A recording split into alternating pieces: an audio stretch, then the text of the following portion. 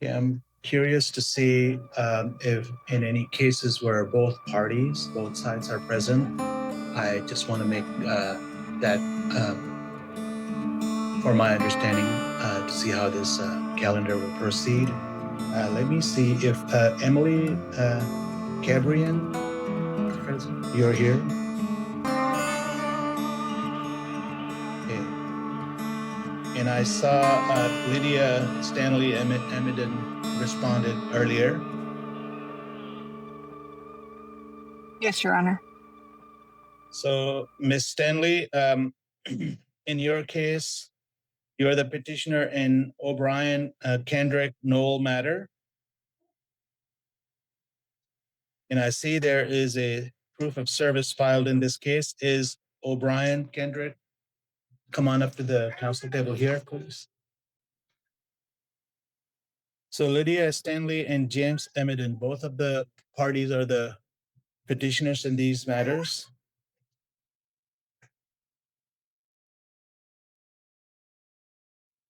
Yeah.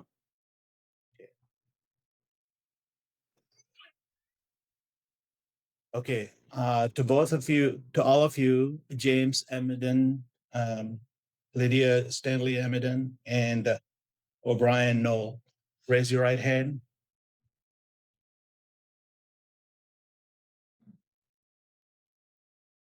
And Lydia, do you swear or affirm that you'll be providing will be truth, whole truth, and nothing but the truth?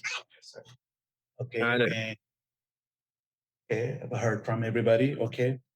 So I'll hear, as I said earlier, I have reviewed the paperwork in this case, the previous petitions, and any exhibits that have been filed in this case. I will hear from first from Lydia Stanley Emiden and then James Emiden, and I'll then turn back to you, Mr. Knoll. So, Ms. Stanley, go ahead. Do you have anything else to add? No, I think everything was pretty much written down. Okay. I don't really know O'Brien very well. It's somebody my husband worked with, so I'm just on there to be protected from threats. Okay, James Emiden, can you tell me your relationship with Mr. O'Brien Knoll? We used to work together at Lindsay Windows, where it started with many altercations between him and me, and yeah, and then after he made this last threat to my wife and kids, I decided to file this petition. Okay, anything else that you want to give in terms of evidence, and then point me to any exhibits that you have filed so that I can assist myself in making this decision? Anything else to add? Well, it's all written in the petition. Like, the whole thing started with him stealing from me at work, and our work cameras weren't good enough to catch his face on video. So, and then it turned into this whole thing where supervisors admitted that he admitted he stole from me, and my stuff magically appeared in my wife's garden, and then he made this threat, and now we're here. Okay. And how long ago was that threat made?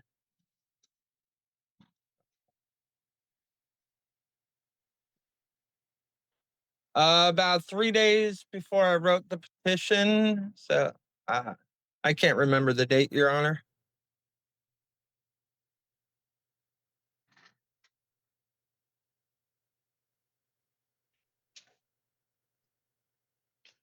Okay, and Mr. Knoll? So on July 14th, this petition was filed by Ms. Stanley and Mr. Emiden. What is your response? I never stole from him. He let me borrow his drill to put the space around my truck that he sold to me or gave me for free. And when I told him, I was like, hey, I'm fine with that. I never stole your drill. Even said we had an altercation at work where a disagreement, and he went to our GM and said that I stole the drill. He let me borrow it. So I told him I never stole the drill. Let me borrow it, and I gave it back to him. Then 2 weeks after that, I started. I was getting ready to go to FMLA. He asked me, "Did I have a sub box for his truck?" And I was like, "Yeah, I have a sub box for his GC. Do you want to trade the rims that you offered me?" He was like, "Yeah, I'll trade you rims." So I brought the sub box into work on July 1st. He was like, "Oh, I don't have the rims," and I was like, "Okay, that's fine." I was like, "Can you come get them after work?" And then he was like, "Yeah, that's fine, that's fine." We got our paperwork, and I seen that I had a long route. So I told him, "Hey, I won't be able to go meet up with you after work today." So he went to one of our coworkers at work that lives down the street from him and told him, "Hey, come pick up the rims from my house for Obi." He said, "Okay, cool." After work, my coworker goes there to pick up the rims. James tells him to get out of his property. Obi stole from me. He's like, "What?" I'm gonna call Obi and let him know. So calls me. I call James. I said, "Hey, what's going on, man? What's to have this trade? Just trade me for my sell box for rims. You have my sell box, and you're not giving me the rims." And he's like, "F you. You stole from me." I was like, "I never stole from you. You let me borrow the drill, and now you're saying I stole your drill when I never did that." And he's like, "F you, F you." Kept kind of going on. I was like, "Okay." Hung up in his face, dropped my keys off to my supervisor, and let my supervisor know what was going on. He's like, "Okay, the box is that serious. Call the cops." I said, "I don't care about the box. I'm gonna leave it alone." Left it alone. Got home. Got a call from Yelm PD Officer Armstrong, and he let me know what James was accusing me of. And I said, "Okay." And I didn't threaten him, didn't say anything. He said, he's like, "This is James' MO. Once James had a problem with someone or gets in a conflict with someone, if it doesn't go his way, he would then go to say someone threatened him and all this." And I said, "Okay, cool." He's like, "If you have any other problems with him, call 911." I said, "All right." Hung up with him. Then 2 weeks later, I get a call from my office, from my job telling me, "Hey, did you get served with any paperwork?" I said, "No, I didn't get any servitude paperwork." They're like, "What's going on with you and James?" I was like, "I haven't spoke to him since July 2nd. I haven't said anything to him." And they're like, "Okay, well, if you put no contact order on you, you need to handle that before you come back to work." I said, "Okay."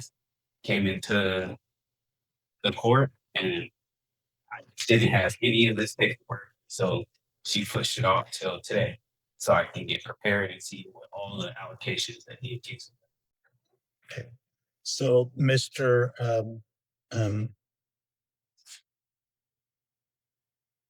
Emiden is alleging that you threatened to come shoot up his house with his kids in it, with his wife and kids in it. What is your response to that?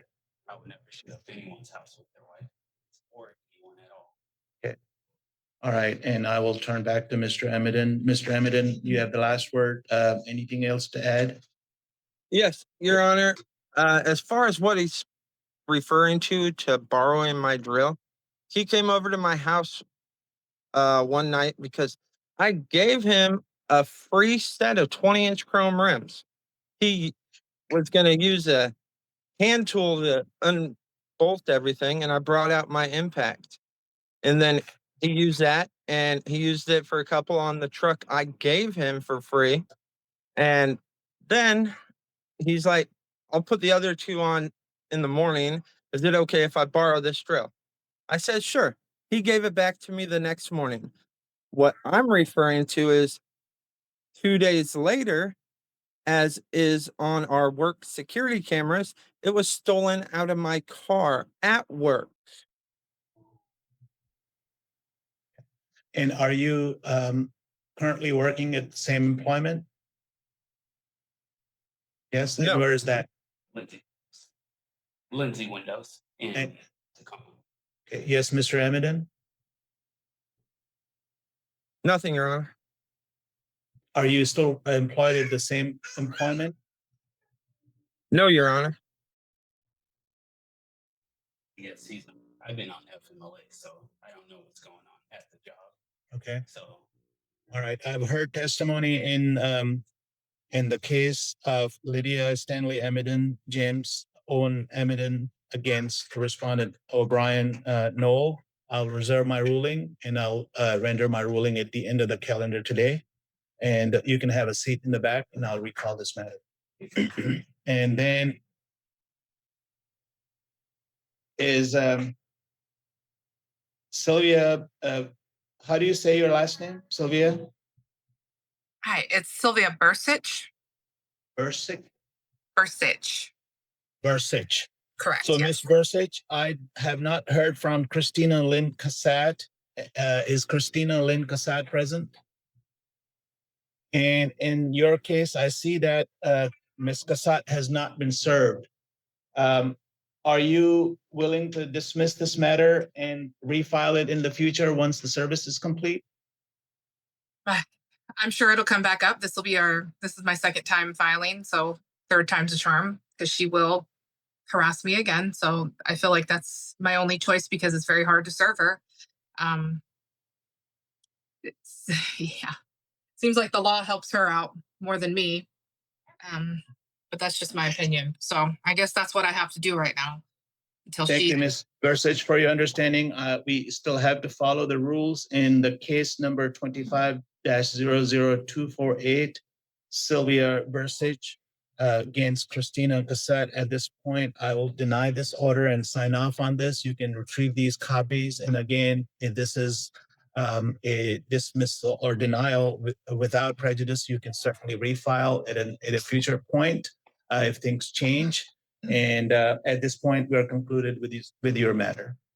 Thank you, Your Honor.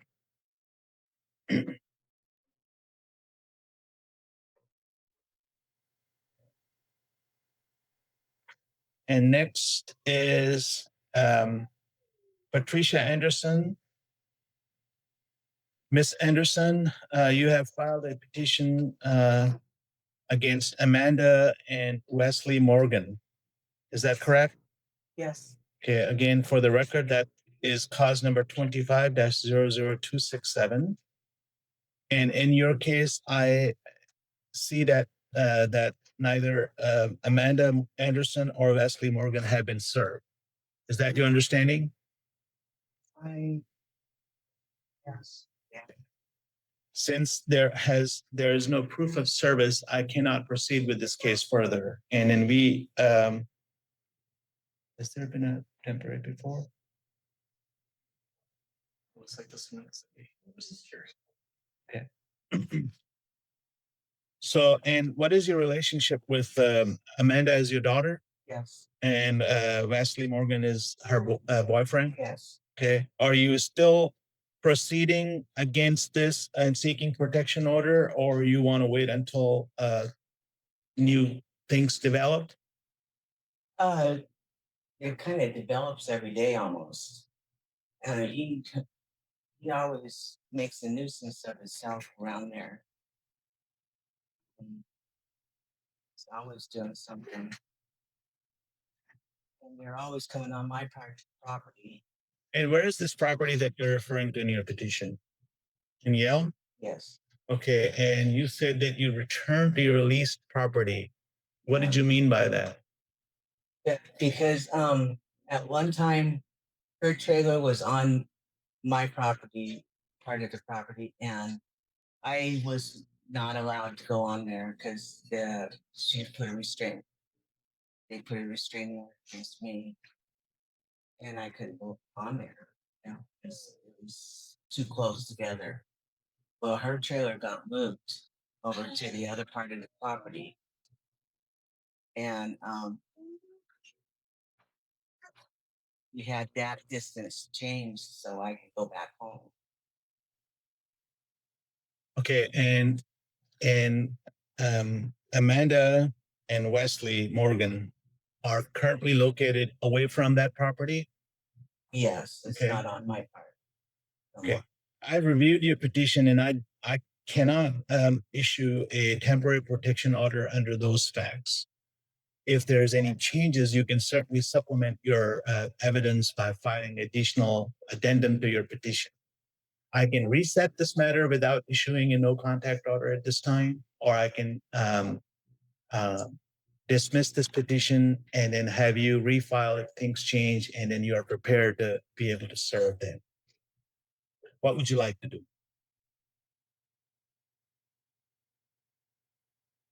I would like them to still have order. Under the circumstances currently as explained in your petition and the evidence that you have provided, I am not convinced that a order should be issued. However, if things change, you can certainly come back to court, supplement your record, or any evidence that you may have that gets added on to your petition. We can certainly They come read over every day, almost every day, and taking stuff all the time.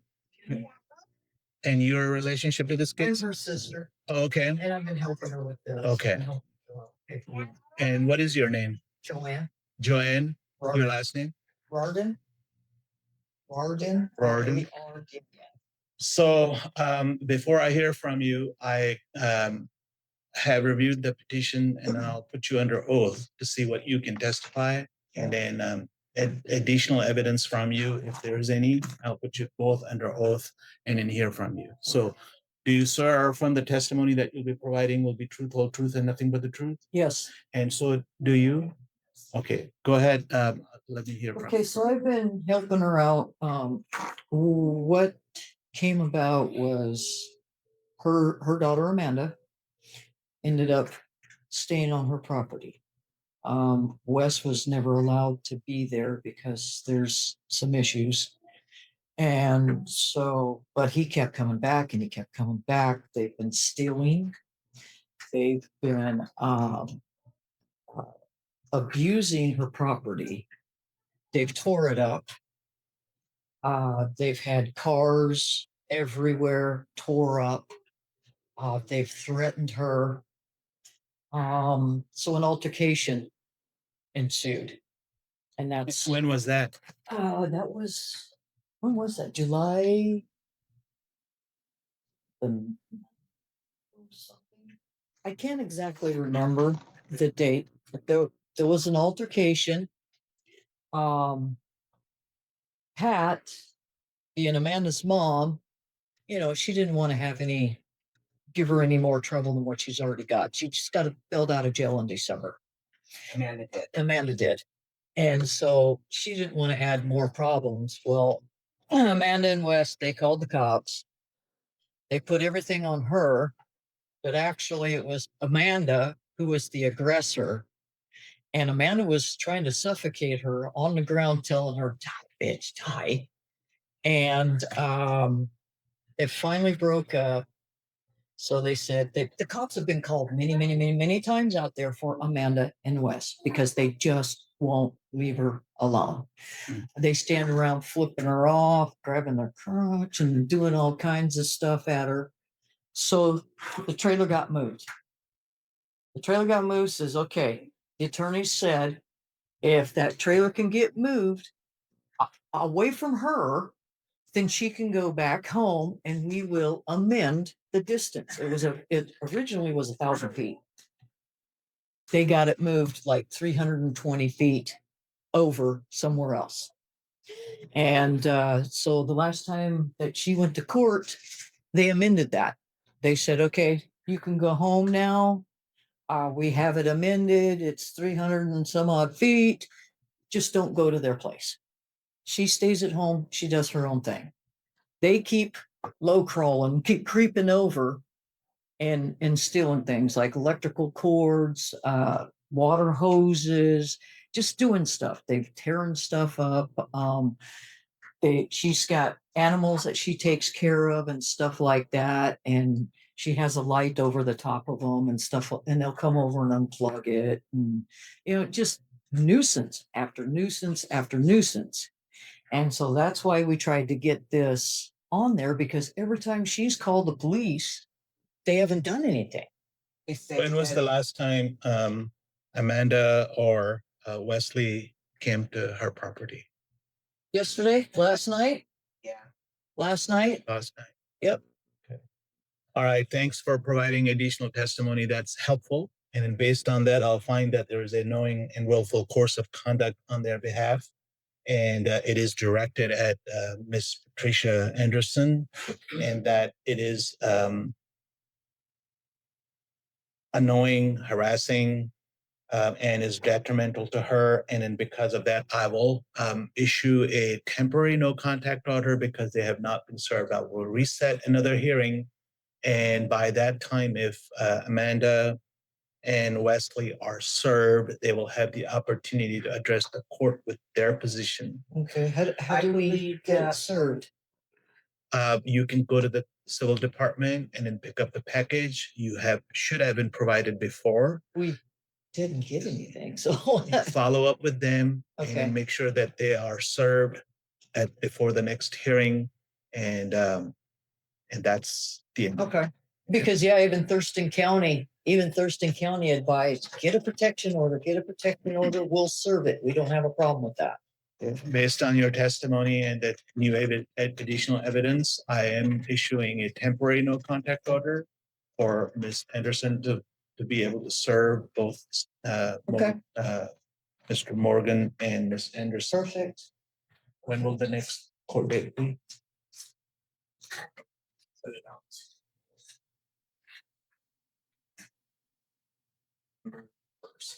Okay.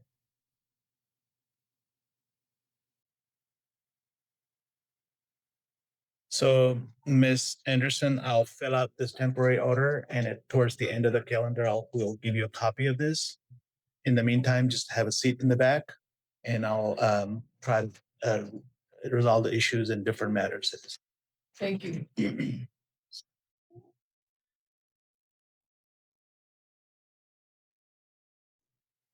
Next case is Maria Galvez Hernandez.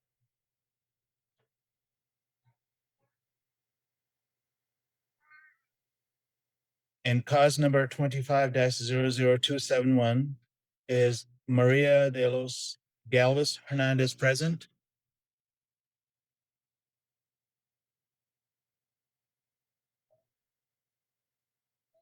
And I see Sebastian Espino Zarate present on Zoom platform. Yes, Your Honor, here present. Is Maria de los A.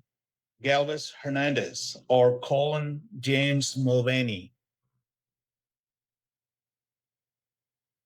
Hearing no response, we'll dismiss this petition.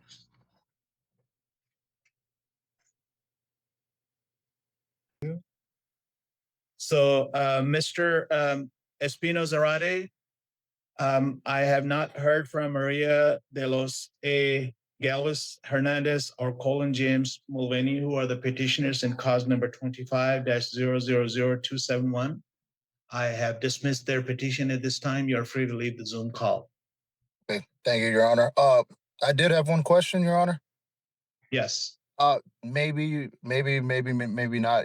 If you knew, if I had another hearing tomorrow as well, do you possibly? Don't know. Because I was told when I got released, well, not told, but I got the paper, and it said I had one on the 19th at 10:00 hours. I just want to make sure and not miss any other hearings, so I don't get reprimanded or anything else. Yeah, well, do we have any information on that? Yes. I'm sorry, what was the question? He has information that he has a new court date tomorrow at 10 o'clock.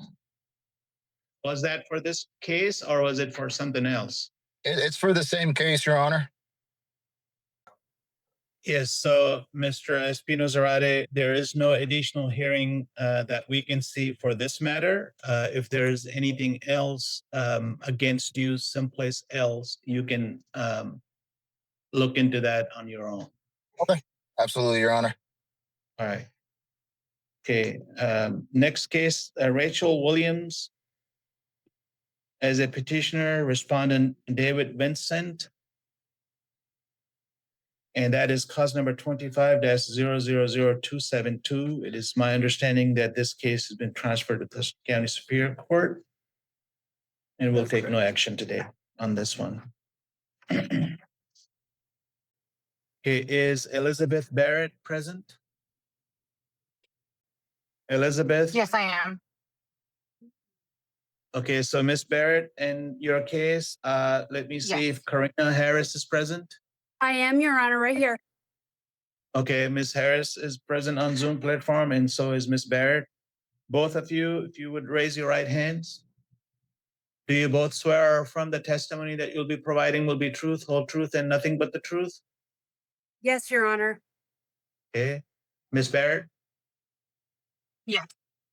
Okay, so Miss Barrett, Yes. in this case, I have seen that the Thurston County Sheriff's Office did serve Miss Harris, and this is a issue of neighbors threatening animals. So Miss Barrett, go ahead and then tell me your side of the story. Or I don't think it's much about my animals. It's also about she doesn't like that I'm a victim of domestic violence. Doesn't like what kind of mother I am. It's a lot of reason. There's a lot of various reasons why she's harassing me.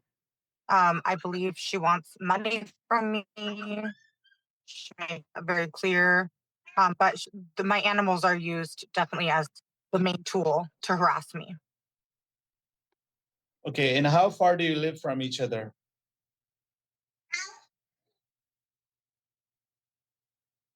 So she lives across the street from me. And she's got two driveways. So one of them is across from my driveway. And then the other one is down the road a little bit further. Okay. And in what way has she annoyed, harassed, or threatened you? I get routine letters from her. They're either not certified or certified, demanding with legal threats. So I'll either give her, 40 something $1,000 by a certain time frame, or I will, see a judge and seek legal justice or whatever the threats are. It's always legal threats. A lot of texting and calling.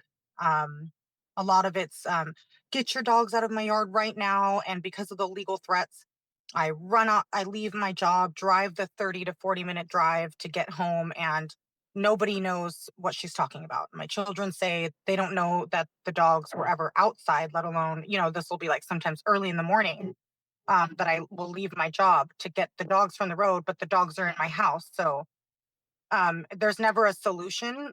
We've done this before with my husband, where the judge told us work together as neighbors. So I gave her my number. I said, call me. Then I don't mind coming and getting the dogs if they had gotten out of my fence and they're in the road. But that's not what she wants. She listed in one of her letters, like, we're not allowed to contact her unless we plan to pay her this money. So there's just not a resolution to make her happy and to make she used to visit while what we thought is verbally or visibly intoxicated off of something. Me being a nurse, I just can tell there's some sort of intoxication. This has led to more threats of a more increase in what she wants us to pay for what she says defamation. But honestly, if you come to my house screaming, all you want is money. I don't find that to be normal behavior. And so between that and the phone calls and the letters, I just want left alone. And give me the description of the letter that you're referring to, where she has made any demands. What is that about? Can you explain that? It's one of these letters I had included in the evidence. What it's about, I have no idea. These rants are very random. We've never initiated contact with this woman, never known who she was before about a year ago when this started. So I can't explain any of this. It doesn't make sense to me. She doesn't really desire to work together so that I can make sense of any of it. It's just, she's just angry and wants money. Okay, and then point me to that letter in your exhibits you're referring to. Where will I find that? And what is it? What is the heading of that letter or exhibit number? It was submitted with my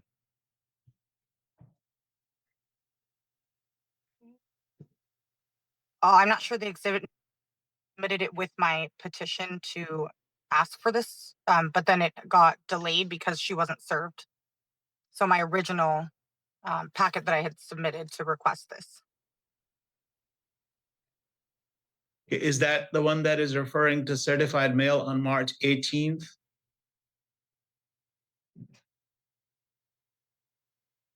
Yes. Which says demand for compensation? Yes. And how did you respond to that, if any? We were not responding. I was simply trying to ignore and let things pass.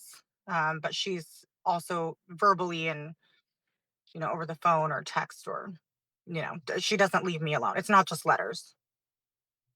Okay. Anything else to add?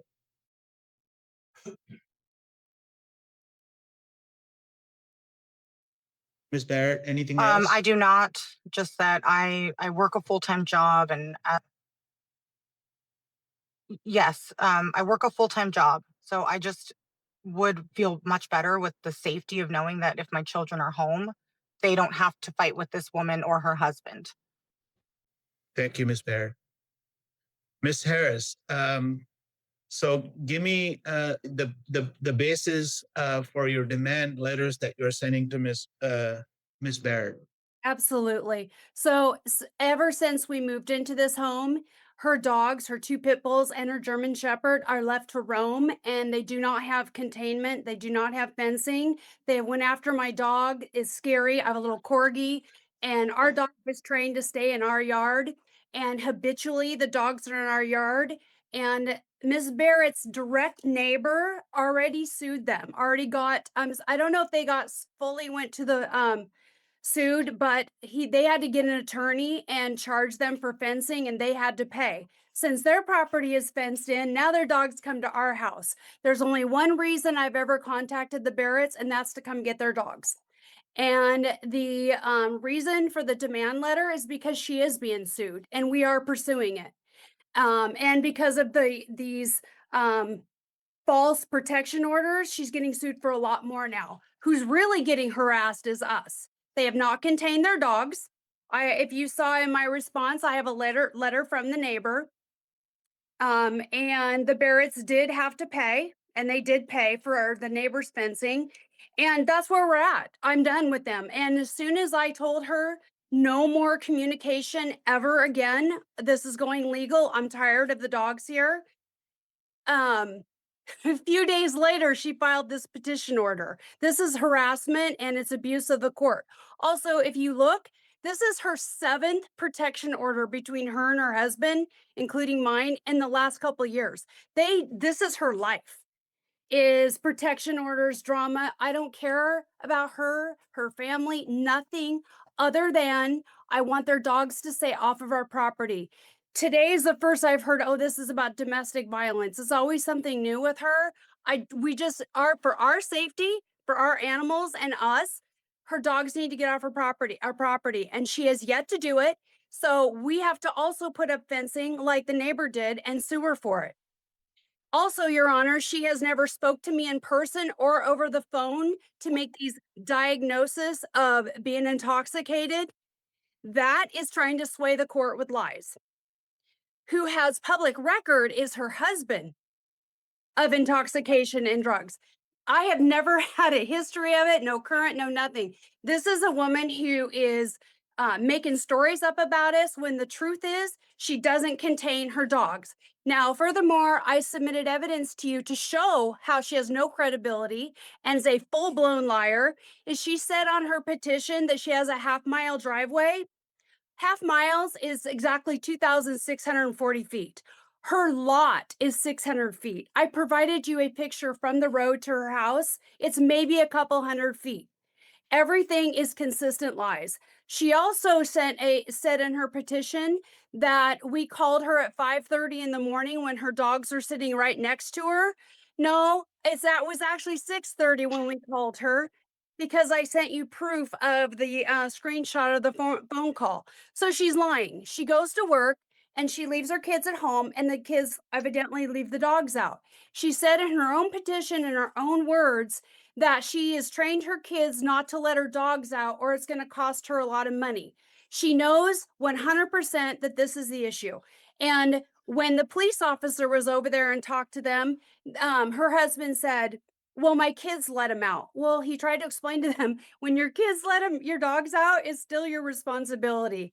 So, Your Honor, there is what she's done is she's filed this petition because we're suing her. And we are suing her. And for a lot more than she even knows about, because this is the second false protection order that she has filed us in retaliation because we are suing for the fencing. And I sent her a text saying there will never be communication again. We will not call her about her dogs being out, because what it does is she'll lie and say, no, I'm at my house and my kid, I fear for my kids. Oh, this petition, Your Honor, says that we said we were going to kill her dogs. So what this petition is the exact same case that was already dismissed. I've already submitted to the courts proof of her dogs on our property and proof that I'm just trying to get her dogs off her property. So what they did is, last time her husband was the petitioner, they just swapped. Now she is. It's the exact same case, but now she's enhanced it and exaggerated it, said that I was going to kill her dogs, but yet she did not provide any proof in text, and we've never spoke. So she's a habitual liar. And yes, I think, yes, we are suing her, but that's not grounds to file a protection order. And I sent a legal document, a demand letter, before filing the lawsuit, letting her know we're suing her for the fence. The exact same thing the other neighbor had to do. So this is just a waste of our time, the court's time. We've already been through this. And this is what she does habitually, is file protection orders. And all the lying about substance abuse or intoxication, that she's a nurse. First of all, that's out of the scope of her certification. She could lose her nurse's license for that, for publicly diagnosing me, legally diagnosing me, and Hey, never been Ms. her. Harris, I hear your position. I understand the issues now. Thank So you. we'll turn to Ms. Baird for the last word. So I understand currently that there is a civil litigation or disputed issues between the parties. Ms. Baird, do you have anything else to add? Yes, I included a screenshot where her husband called me, where the timestamp is on that screenshot. But I have never been sued by any neighbors. I've never paid any neighbors for a fence. I've never done any of those things. She's never called me to get my dogs out of her yard. She'll call me and say, or she'll text me or reach out to me and say, your dogs were in my yard at this time. So she's never actually called to say, hey, your dogs are in my yard right now. Can you come get them? That's never happened, not once. So these are just facts. So I have never been sued by a neighbor. I only get letters from her. I've never had any neighbor come to me and say, hey, I have issues. In fact, my neighbor's dog is on my property more than probably daily, which so I made sure to send in that screenshot that, like, to say that my dogs are a huge issue. My neighbor's dog is a Rottweiler, brown and black, just like mine, always on the road. So that's something I sent in to the Thurston County's email to add later. So it was, I think, a week prior to my last hearing, where I sent the picture of my neighbor's dog on my property, just to kind of show that, like, I don't think that my dogs are an issue. I think it's just that she just wants this money that she's apparently going to sue me for. So as you can hear, these threats of, I'm going to sue you, I'm going to sue you for so much more money. And for the last year, it's gone up from, 8-something thousand to 40-something thousand. And now she says she's going to sue me for so much more. And so these constant threats are why I mentioned that I tell my kids all the time that the lady across the street wants to sue us. So you have to be very careful. And we're very careful. And I'm tired of living that way, because we don't have a lot of issues where my dogs are always at large or anything like that. She got very upset at Animal Services for not being able to do anything to me, because we were not being malicious or negligent, anything. Thank you. So in this case, I've heard from the petitioner, Ms. Barrett, and also a response from the respondent, Ms. Harris. In this case, I have to make a finding based on the factual basis whether a protection order is warranted in this case under RCW 10-14-020. My question would be, to see whether the petitioner has met the burden by preponderance of the evidence, which means more likely than not that the activity rises to the level of an order that can send someone to a potentially to jail for violating it in the future. At this point, I have heard the testimony and I find that the petitioner has not met that burden. This is an issue that the underlying issue in this case might be a dispute regarding any other civil litigation, and that cannot be the basis for um, a no contact order where I have to make a finding that there is a knowing and willful course of conduct by the respondent, uh, which is seriously annoying, harassing, or is detrimental. These are two neighbors who have their own views about how to conduct their business. So at this point, I am going to deny the petition and not issue a no contact order in this case. Thank you, Your Honor.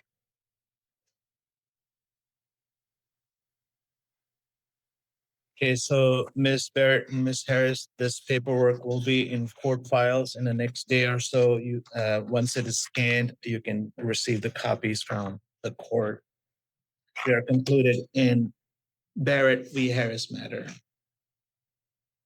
I'll recall number 3. Mr. Emiden is still on Zoom platform, I hope, and then I see Mr. Noel present in Zoom in court. Is Lydia Stanley Emiden and James Owen? Okay, based on the testimony that I heard from Mr. Emiden and in response from Ms. Knoll, I am going to deny the petition at this point and not issue a no contact order currently. And then I am doing for the same reasons that I indicated in my earlier case. The petitioner has not met the burden where I find that a issuance of a no contact order, which can subject the respondent for a criminal liability, um, um, is warranted in this case. I see that there are issues that they may have been at the employment at the same place once upon a time that may have changed. And again, Mr. Emiden, if anything changes, you can certainly refile the petition for a no contact order or seek any other legal measures and security measures. You can certainly call 911 if things change. At this point, I'm going to deny this petition. So, Mr. Emiden and Mr. Knoll, this paperwork will be filed in court files once it's scanned, and both parties will have the opportunity to be able to retrieve. Thank you. We are concluded with that matter. Thank you. Have a nice day. Thanks. Next case I'll call is Harley Overmeyer. And I saw Harley Overmeyer present earlier on Zoom. Yes, Your Honor. Ms. Overmeyer, is your full name Harley December Overmeyer? Yes. 25-0250. Is justice danger or in person? I see.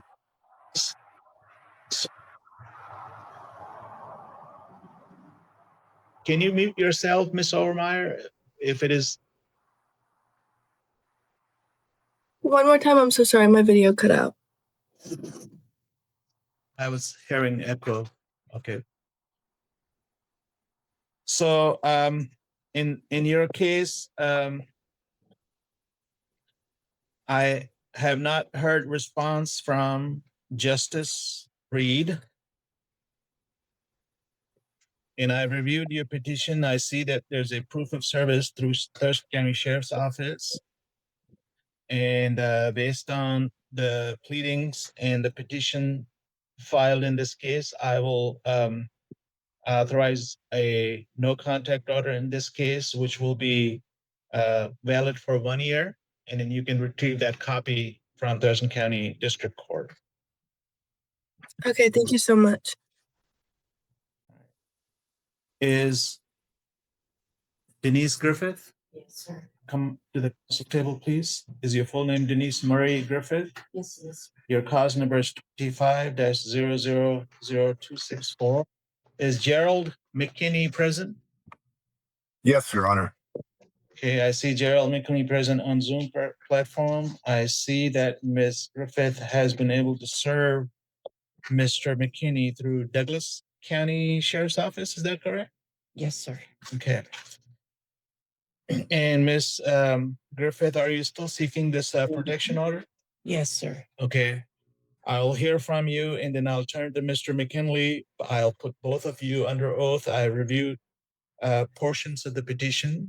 And if there's any additional information that I might be missing, both parties will have the opportunity to supplement that. Ms. Griffith and Mr. McKinney. Want to raise your right hands? Do you swear or affirm the testimony that you'll be providing will be truth, whole truth, and nothing but the truth? Yes, sir. Okay. Really? Thank you. So, Ms. Griffith, I'll hear from you. I was with Gerald for 15 years.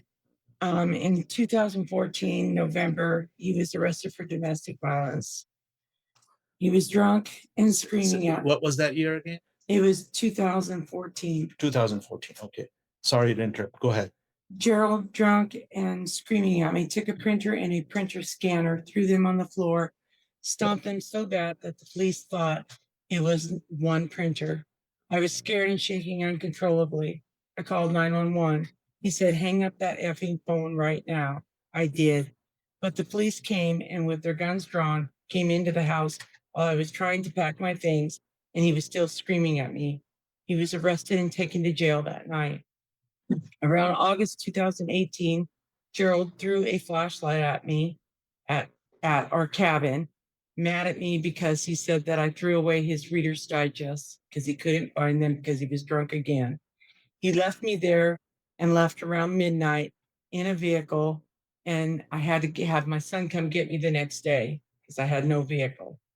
Gerald has thrown a plate of chicken at me when he was drunk and angry. Gerald kicked my car door when I was trying to leave the home while he was drunk and mad. He, on several occasions, Gerald has kicked and punched our dogs. On 2 separate occasions, he threw our dog Josie into the wall at our Arizona home and our East Wenatchee home, putting dents and holes in the wall. And I have pictures of that if you'd like to see them. You can hold off on that, Ms. Griffith, for now, because these are all old previous incidents that you're referring to. Tell me more about the recent course of conduct that will allow the court to issue a no contact order by finding that there is certain willful annoyance, harassment, and a continued course of conduct. Since I left Gerald, he has texted me over 200 times from June 30th to August 8th when he was served with this temporary restraining order. June 30th to August 8th of this year? Yes, How many text messages? it was over 200. Over 200. And tell me the nature of those text messages. First, he wanted me back. Then he was mad that I didn't help him finish moving his warehouse. Then Gerald told me what a horrible person I was and to stay away from his family. Gerald wasn't getting a response from me, then began stalking me. First letting me know that he knew I was in Rochester, then saying it's a long way from Apricot Street to my home, which is the street I live on. And I moved 3.5 hours away. Then saying, I know where you are. He kept saying, I need to get the cat. I told him I would. And before I could, on July 23rd, he dropped our 15-year-old cat and left him in a crate in the sun. Because I don't use that phone that he texted me on due to his out of control text. I didn't see the text for 1.5 hours after he left sitting our cat in the sun. This was all done to intimidate me and scare me, letting me know that he could find me, even though I moved 3.5 hours from him. I was scared to be outside and kept walking to see if he was driving by. Gerald said July 23rd, and I quote, "Another day without eating. Try having a stroke and having the best thing in your life leave you. And then your friend calls up trying to rip me. Stupid shit, Denise. You know it. May God grant you and your friend a stroke." Still quoting, "Why don't you talk? You just sit there, nothing. I'm so goddamn mad you ever called my mom and dad, mom and dad. You effing pissed me off so bad. I love you to death, Denise." At that point, I took the words to death seriously and looked into this restraining order. I witnessed Gerald smoke pot daily. Gerald drinks alcohol and drives while intoxicated. And there wasn't a day that he wasn't cruel, mean, or violent with me. I'm exhausted. I'm tired of being bullied by a drunk.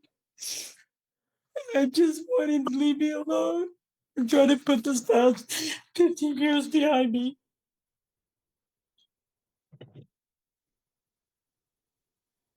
Thank you, Ms. Griffith. Anything else? Okay. So, Mr. McKinley, I will give you the opportunity to address your position. Do you have any reason to continue to have contact with Ms. Griffith? Yes, Your Honor. We do have properties that need to be dealt with together that I put her name on the titles of both. And then we just got to settle up things. I mean, there's a lot of things to settle up that we were never married. So she's just a girlfriend that left me. That's what she is. I mean, she was way more than that to me, but I don't know how to go forward if I get this petition put against me.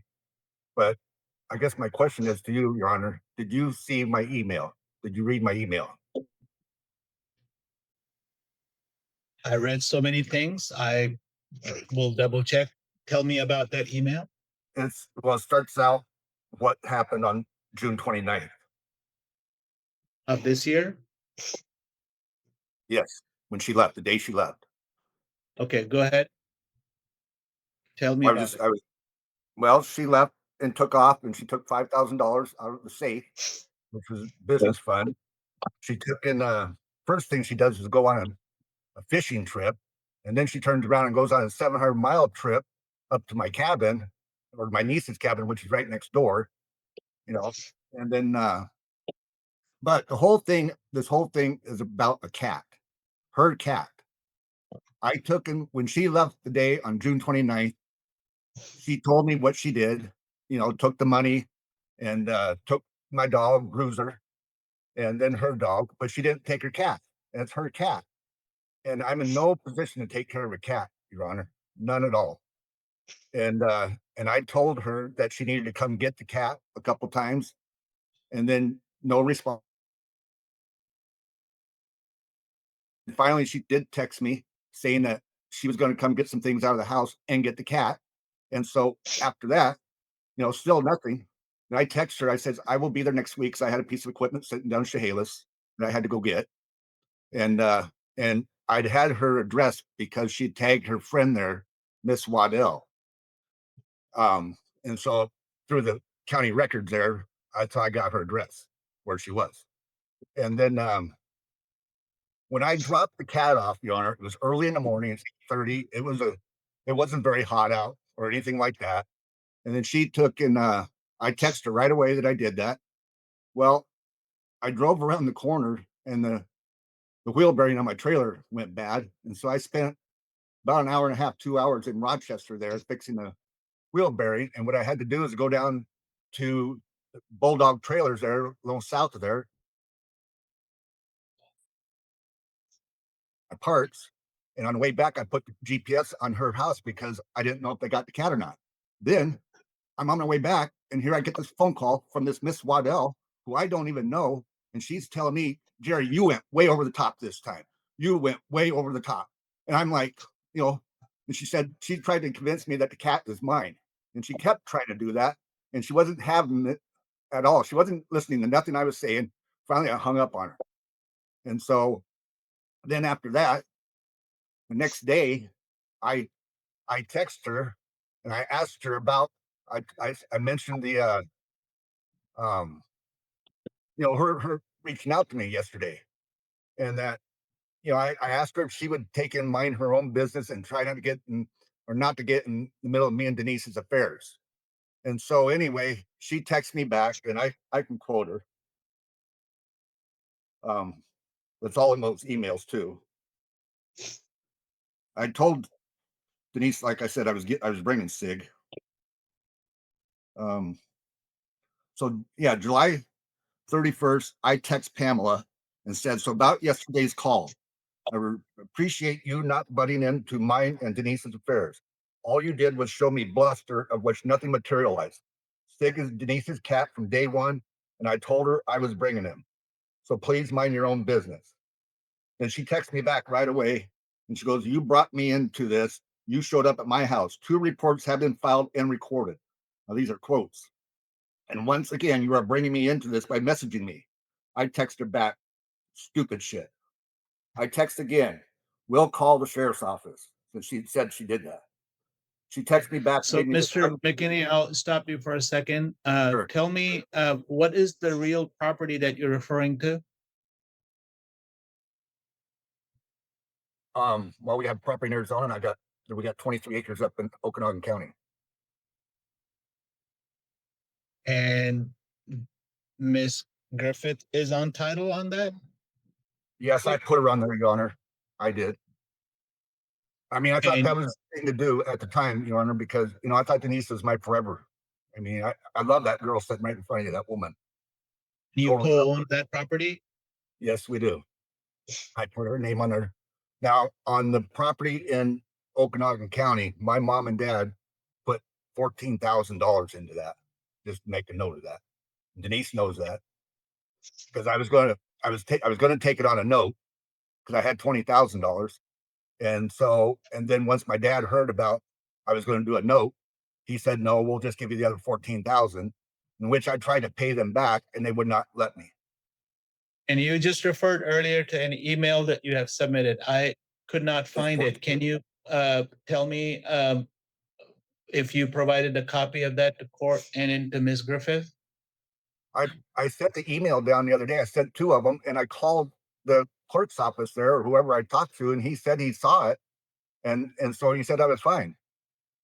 So it's And there. did you provide a copy of that to Ms. Griffith also? Or was No. she CC'd on that? I didn't know how to, Your Honor. I have no idea how to do that. I mean, but the guy that answered the phone said he saw the email. He said he saw it. So I So figured you still live in Douglas County? yes, sir. Okay. And Ms. Griffith, what happened to those cases in Douglas County that you were referring to from way back when? I went in and basically I lied because I knew if I said what happened, that he would come home and he'd be really mad. Okay, thank you. So tell me about that property that you co-own with Mr. McKinney. We own property in Arizona that both our names are on it. We also own property up in Okanagan that both our names are on that property as well. And I will take care of that through a third party so that we can get that separated. I also have some titles of some vehicles that were in my name only that he's threatening to sue me to get back. And I will have a third party take care of that as well. I do have clothing and various items still at the home that I would like to go get. He says that when I left everything, and he changed the locks and the windows are locked and I can't get my things. I took what I took when I left. Your Honor, she can have whatever she wants. She knows that. And I told her I would put it out on the front porch. I got a covered porch here. I mean, she took $5,000 of mine. Then she had planned this all along. She had me pay for her car to get fixed. And then, which I didn't know she was going to go anywhere. And then that was over $400. Looks like she paid off her Macy's card, which out of my bank account. She claims that we had a joint account. We don't have a joint account. It was a business account, and she was a signer on it. That's all. I took her off because she was putting money on the card. So I don't really want her back here again. I will give her stuff back, but to have her in my house, I don't agree with that at all. The trust is just gone. It's just gone. I mean, but I just don't understand why this all exploded around a cat and that gal, her friend, while she jumped in and involved herself. And I see her sitting in that courtroom too. Thank you, Mr. McKinney. The cat really isn't the issue. I'm prepared to make a ruling at this point, Ms. Griffith. I am finding that the testimony provided by Ms. Griffith is credible. I see that there are issues regarding course of conduct that may annoy, harass, or be detrimental as to one party over the other. At this point, a no contact order in this case is warranted. I will allow the issuance of a no contact order in this case for anti-harassment, except that I'll make an exception that third party contact shall be allowed to discuss or resolve any issues regarding co-ownership of any joint property. That order will be in effect for 1 year. Mr. McKinney, Ms. Griffith is clear that she wants to have no contact from you, and I don't see that you have any serious dispute as to that, except that I am allowing that third party contact to resolve any co-ownership of the properties that are jointly held together. This paperwork will be in court files within a day or so once it's scanned in the system, and both parties will be able to retrieve that. Thank you, Your Honor. So with that, we are completed with your case, Mr. McKinney and Ms. Griffith. Thank you. Thank you, sir. Your Honor, may I ask you one more thing? Yes. Her son has a tractor of mine that he has never brought back, and he needs to bring that back to me. Mr. McKinney, I think the language in the order that will include that third party contact shall be allowed to discuss any or resolve any issues regarding co-ownership of joint property, which may include that if, but I am not addressing let me hear from Ms. Griffith. Ms. Griffith, what was that about? It's a small right-on edger is what it is that makes stitches is what it is. And he borrowed it a long time ago, but he also left a bunch of stuff at his house for 3 years. But And that, I can talk. that is I can currently talk with to your my- son? Yeah, I can talk to him and tell him, hey, could you get that back over there to him? And I'm Okay. sure he will. That won't be an issue. All right, that will not be a part of this litigation at this point. Ms. Griffith may follow, may not follow. She is not under any orders. That is a property that belongs to Mr. McKinney, currently with a third party, and that third party has the obligation to return that. Thank you. Thank you, Your Honor.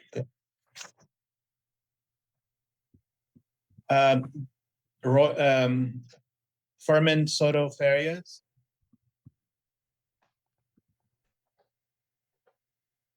And sir, you're Royden Crookshanks? Yes. Okay. So this is Furman Soto Farias versus Royden R. Crookshanks, cause number 25-000266. Mr. Soto Farias requesting a no contact order in this case based on the petition that he has filed, and a proof of service has been confirmed through Lacey Police Department as of August 6th. I will put both of you under oath here, your testimony or any additional evidence. I'll first hear from Mr. Soto Farias. Both of you raise your right hands. Do you swear from the testimony that we'll be providing will be truth, whole truth, and nothing but the truth? I do. Okay. You do too?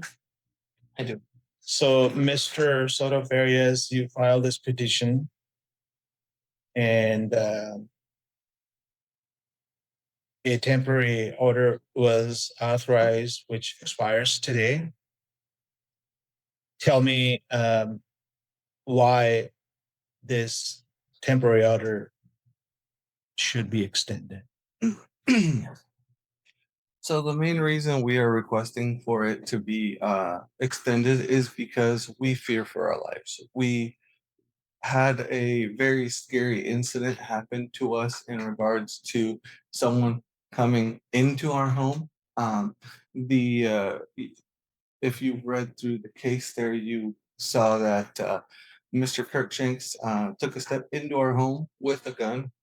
And so we fear for our lives. My daughter has nightmares. She has trouble sleeping at night. She's been having other difficulties, as well as my own mother. So our whole family is in fear. My own mother doesn't go out for walks anymore because she is scared of potentially running into Mr. Kirkshanks, either on a walk or, him driving his car through the neighborhood. So it's something that has caused us very, very big, changes in our lives have happened because of this incident. And it is something that has definitely put us at a heightened state because we don't know what his reactions are. We don't know if this could potentially be, we could ever receive any sort of backlash or any sort of, um, let's see here. Sorry, I have this written down. So any sort of backlash for the repercussions of his actions. He was arrested for his actions, and therefore booked, and we fear that he could potentially enact on us over him receiving basically what he got for the things he did. So we also fear that he may have not given up all his weapons. We are very, very heightened and extremely scared for what could potentially happen. We never were raised around weapons like that, and it was a very, very scary situation for us. I feared for my life. Honestly, things didn't really sit too well until Mr. Kirkshanks. We did submit a video of the incident from our rig camera. Unfortunately, we were only able to submit that until today.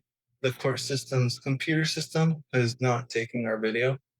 And then we were able to submit it today. It is the same video we've been trying to submit the entire time, but we just want to feel safe and make sure that we can have that no contact order with him in regards to keeping our safety, my parents' safety, and my family's safety. So you were not able to provide that as an exhibit. I couldn't open that, whatever is in the court file. And were you able to give a copy of that to Mr. Crookshanks? Of the video? No, I believe the police officer has had the video from his we provided it to the officer when he was arrested. So let me ask a few follow-up questions. How far do you live from each other? Our property lines are right next to each other. We live maybe a couple 100 yards from each other. So this incident that you were referring to in the petition, what was the date of that? I believe that was July 16th. July 16th? And that resulted from your dog being outside? Yes. So she got out, and she's genuinely, we've had no issues with her ever. We have children. I brought my family with me today. I have young children in the home, if she was in any way, shape, or form a violent dog, we would not keep her around. We have had, she has been in a sense rehomed until the issue is resolved. So she has not been back to the property since. We definitely have been taking measures so that we don't fear for our lives, so that we don't give him an excuse to come over and, harass us or threaten us or our dogs or anything like that. So we definitely have been in a very scared state of mind in regards to our safety in our own home. So before July 16th or after July 16th, has Mr. Shanks been to your property? No. So you're referring to that one incident where he encountered your dog and then came to your place. And then I've heard your side of, or read in your petition, your side of the story that he was holding a gun when he walked into your house and said what you described in there and in your situation of being shot. Anything else to add, Mr. Soto? I do want to make sure that we are not continually harassed by animal services. But we did take care of the one dog that was an issue. Our other dogs are very small. They range between 5 and maybe I'd say 5 and 9 pounds. There's no way that those dogs could jump a fence or go into his property in any way, shape, or form. Our other dog is tethered because he tends to run away. So he doesn't ever come off his leash. So the main reason I'm saying animal service be an issue is because I was contacted again by animal services over the issue.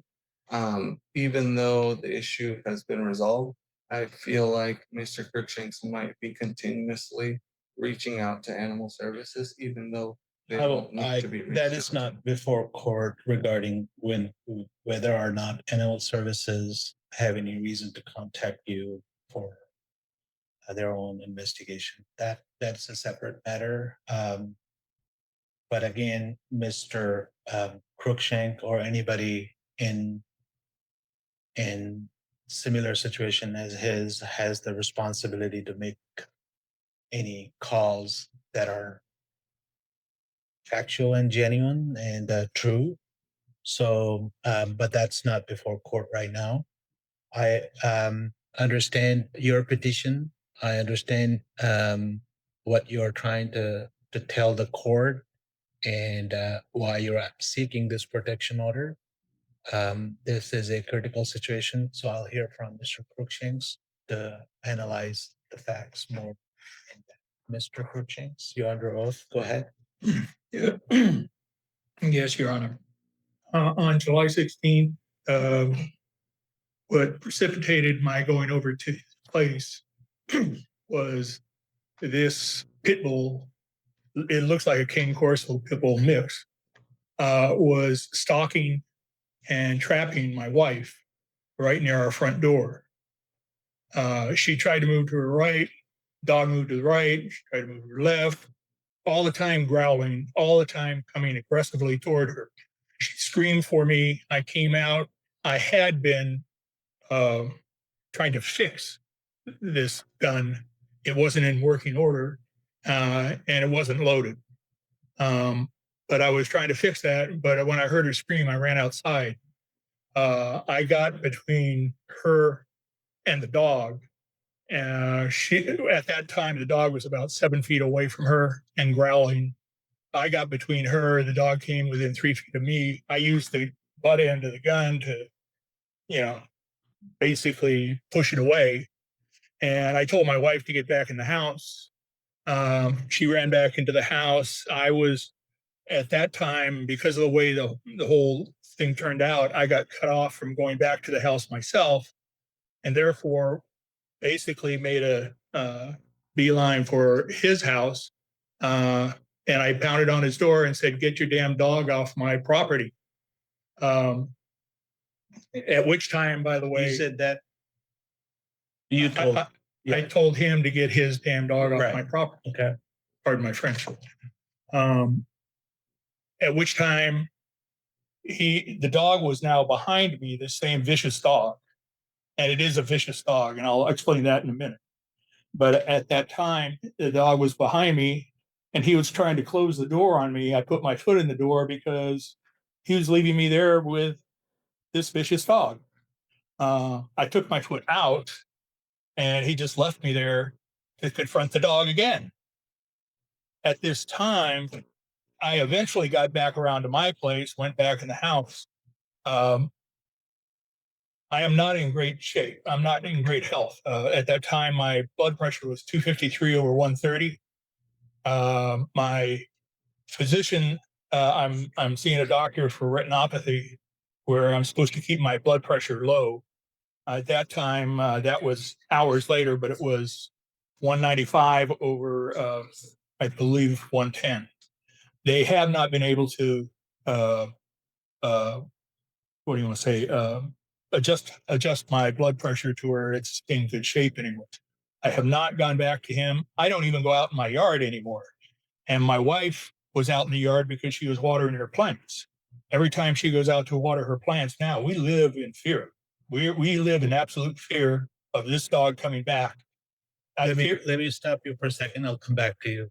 Let me clarify a couple of things with Mr. Soto-Farias. Mr. Soto-Farias, what is the status of your pit bull? She is in Chehalis, Washington. She's no longer on your property. No, she has not and been is there that the one that annoyed Mr. Crookshanks to begin with? Yeah, she is no longer. She has not been on the property since the incident. So in this case, there was a no contact order issued under the criminal case from Lacey PD, which is in effect until 2027, which does the same thing. Okay. In terms of your protection. Were you not aware of that? I was not aware. Are you aware of that, Mr.? No, I was not aware of that either. But I haven't contacted him in any case. And Your Honor, just an additional point, my wife and I are both now going through trauma therapy. I have a letter here from my physician basically saying that I'll probably be in trauma therapy for a few months. My wife is going through the same thing. We have a fear factor of just watering plants right now. So I don't see where I would be going back out to do anything. Especially, if his dog is no longer on the property, then there's no instigation on his part for me to fear, even though I do fear it. And basically, my doctor has said my wife and I are both under PTSD. And one other thing, I've turned in all my guns are registered, and I've turned them all into Lacey PD. So on July 17th, when you were before court, a not guilty plea was entered. The court did order you to surrender any firearms or and have no contact with Soto-Farias or his family. That order remains in effect under the criminal case, which serves the purpose that Mr. Soto-Farias is seeking regardless. So, Mr. Soto-Farias, I was just turning back to you. What is the reason for a duplicate order under the civil no contact order that you're seeking? Since there's one already in existence, Mr. Crookshanks is not supposed to have contact with you. So that was again in regards to it. We wanted to make sure that Mr. Crookshanks was aware of that because we did not know that. So therefore, again, like he explained right now, he did not know he had no contact order through the criminal court system.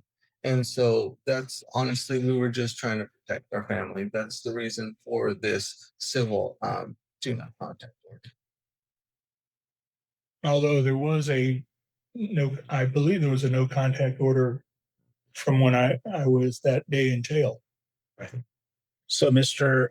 Crookshanks, that order that was issued on June 17th or July 17th, is still active, restrains you from having any contact with Furman Soto Furman. And that has the same provisions that Mr. Soto Farias is requesting at this point. And it seems like you are abiding by that no contact order, and I will recommend that you continue to do so.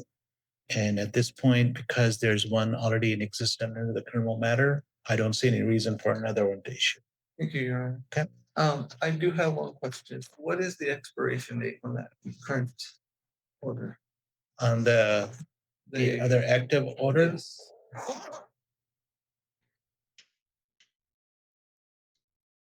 July 17, 2027. Unless it gets rescinded prior to that by a court order. Those orders will remain in effect, and that'll be the end of the case today. Thank you, Your Honor. One other thing, Your Honor, I've tried to get a no contact with him and his dogs. I was told that I cannot get a no contact order in that case. So we are still living in fear, put it that way. We don't know when he's going to bring this dog back. Mr. Crookshanks, I cannot give you a legal advice. You can talk to your attorney on what your recourse might be at that point, should something like that happen. But at this point, you're the restrained party under that criminal case. And I just hope you continue to abide by that. Can I give you a letter from my doctor as far as my state? I don't see any relevance for that anymore because I'm not taking any action. But I understand. I certainly hope and wish you best of luck regarding your health. And I can see that that level of blood pressure can be really harmful. And then I hope that things don't happen where it's raised to that point. It hasn't gone back to normal yet.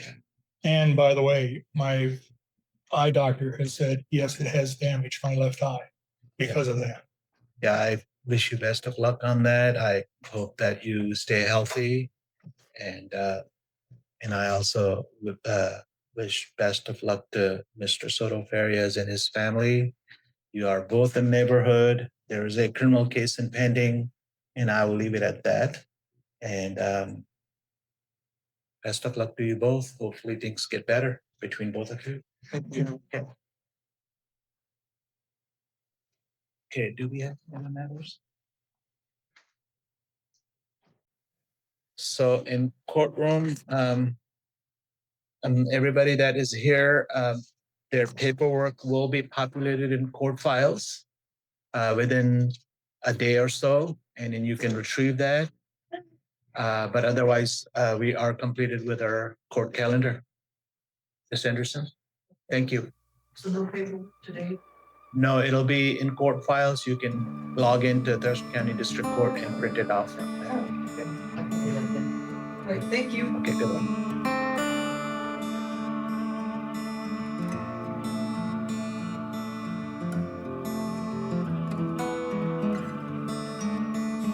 Court does call the case of the people versus Desiree Sanders.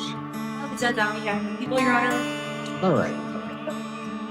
Come on up, man.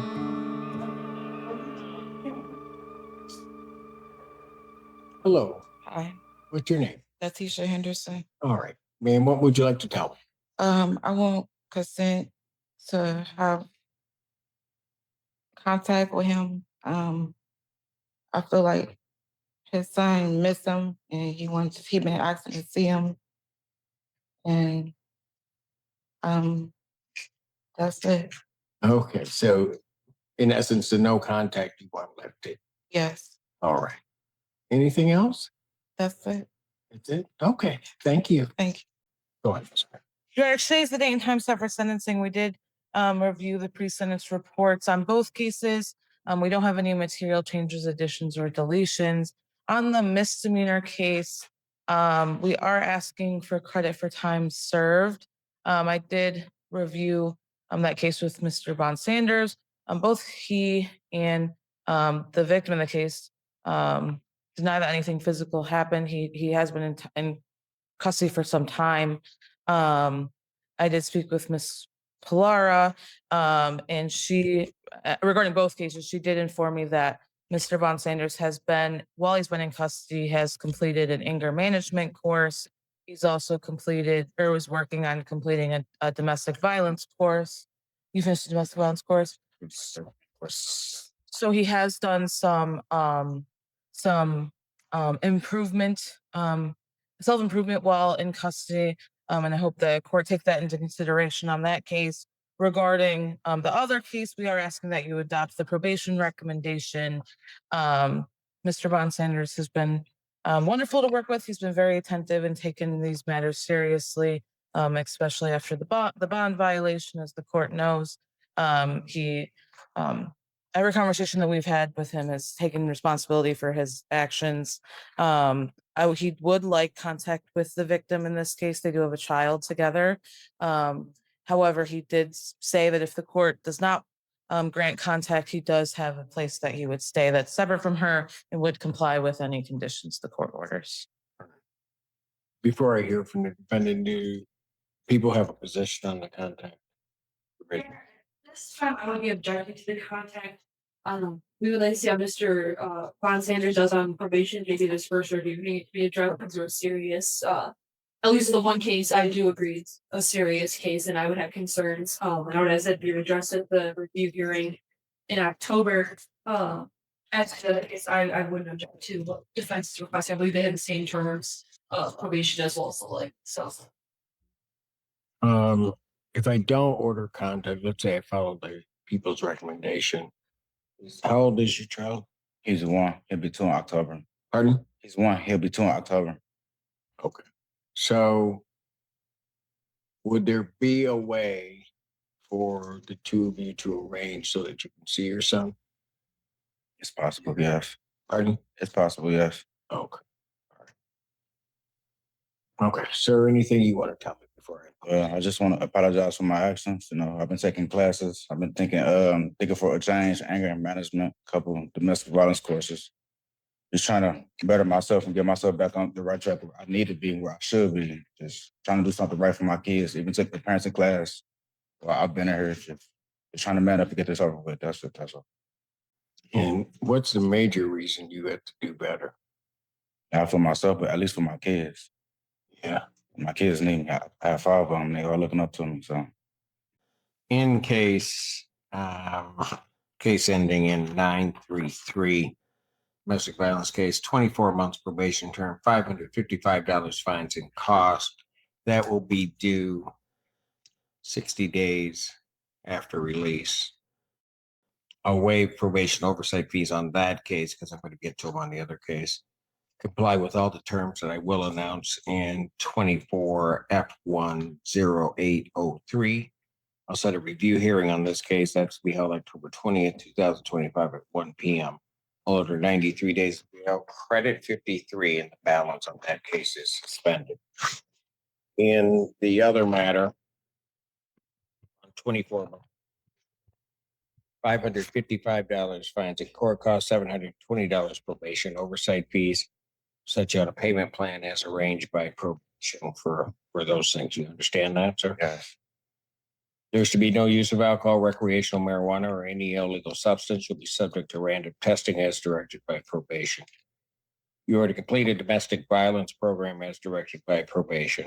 I am going to continue at this time the no contact with Ms. Henderson. Okay, no going to the residence employment of Ms. Henderson. I am, however, in this going to make an exception except for child exchange, but I'd prefer that be done through a third person. Yes. Okay. I can do that. Yes. So except for child exchange. So if it's something having to do with the child, you can have contact, but you have to make sure you can verify that. Understand me? Yes. There's to be no assaultive, threatening, or intimidating behavior. You are not to possess any weapons, firearms, ammunition, or anything fashioned to be a weapon. You are to report to probation on August 20th, 2025 at 10:30 a.m. That's an in-person meeting. You're to report as directed.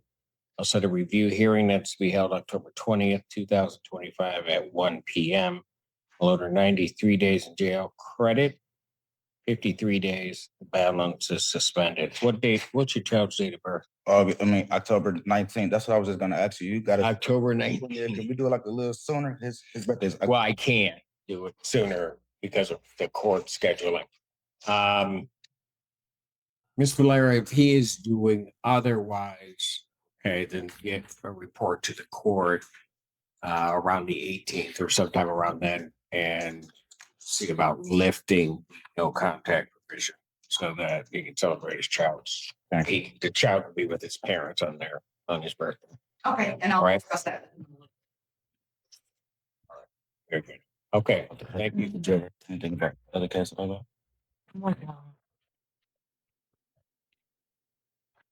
Court does call the case People versus Telstet. Is it our? Yeah. And then on behalf of the people, Your Honor. Good afternoon, Assistant Public Defender Lauren Perny on behalf of Mr. Araya. Mr. Araya, please state your name for the record. That's fun, Araya. We're asking for an adjournment to the next possible date. There's some bond issues that I'm hoping to work out with the people pertaining to the no-go to and whether the alleged victim is still present at the home. And next day. September 8th. During this matter to September 8th, 2025, 1 p.m. Thank you, Your Honor. Thank you. Fine. Court calls the case People versus Arande C. Jones. Allison, on behalf of the people. Good afternoon, Interrupt Jake Hill on behalf of Mr. Rondé Jones.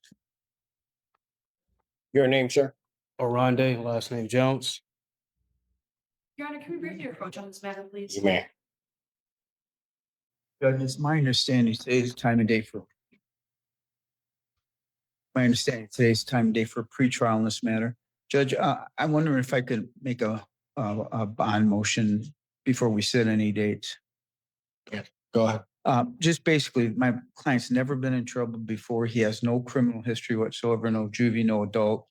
He is let me get this straight, sewer and drain maintenance person working for Hoover and Troy. He has a valid license. If the court were gracious enough to put him out on tether, he could be tethered at 8674 MacArthur and Ypsilanti. One of his best friends is willing to take him in. He will not contact the victim. It's my understanding the victim wants to contact him. I met with Arande earlier this morning. We went over the police report and the allegations she's making, not only to this case, but in the past, he claims are just outrageous. I understand the victim may have a different perspective of that. But all that being said, Judge, he's on a $25,000, 10% bond. Judge, we're asking if the court would consider a PR bond on tether or a nominal cash bond. He will not contact the victim. I told him if he does, it's going to lead to further problems resolving this matter. But at this point, we would ask if you would consider that tether release. Your Honor, I would be objecting to any modification of bond at this time. This case involves serious allegations of argument that became physical when she smashed her phone, grabbed her, and threw the victim down on the carpet, then got on top of her and tried to strangle her twice. She was able to defend herself and get him off of her. She then tried to scream for help, and he put his hand over her mouth and pushed her back to the ground. When officers arrived, she had laceration in her neck, redness on the right side of her upper lip, and carpet burn. He also has a dismissed CD from 2021 out of 1482. So given this and the facts in the police report, I would be objecting to any modification of bond at this time. Just very briefly, Judge, when he will acknowledge that when he kind of got mad, he threw the phone down. It cracked. I mean, he didn't do it to do it, but his action caused the phone to crack. Again, there was some tussling in the room, but you read the police report and it looked like World War III, and he said that's not what happened. And again, I'm asking because he has no criminal history, he's a productive citizen. We're asking that the court please consider a bond reduction. What are you asking to do with this case? And then I'll rule on bond. Yeah, Judge, I got to advocate on behalf of my client the best. He's telling me that again, if it were just a plea to the phone, I would plead him up in 30 seconds. The domestic violence charge, again, as I explained to the court, this couple has been going on for 10, 12 years. I don't know what's going on between them, but again, it doesn't seem like there's a history of violence between these two people. And I believe what my client's telling me, which obviously is opposite what the victim's saying. I believe she's here wanting to have contact with him. I told him if that happens, he'll probably end up in jail if you were to release him again. He should have no contact with her. So the domestic violence case, he doesn't want to plead to that. So I guess we're setting it for a jury trial. And I did just want to note for the court that this case from 2021 was with the same victim.